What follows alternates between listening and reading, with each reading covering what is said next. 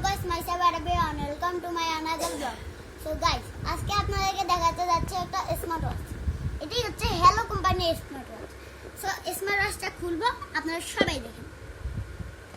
বাহ ভাই, খুব স্মুথলি খুলে গেল। সো এসে গেল আমাদের একটা ব্ল্যাক কালারের স্মার্ট ওয়াচ। সো স্মার্ট ওয়াচটি খুলে ফেলবো।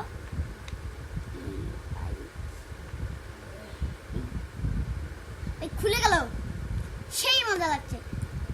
সো গাইস, খোলার পর এখন আমি এখানে গেলাম। ওয়াও। সো গাইস, আমি আপনাদেরকে একটা জিনিস দেখাই।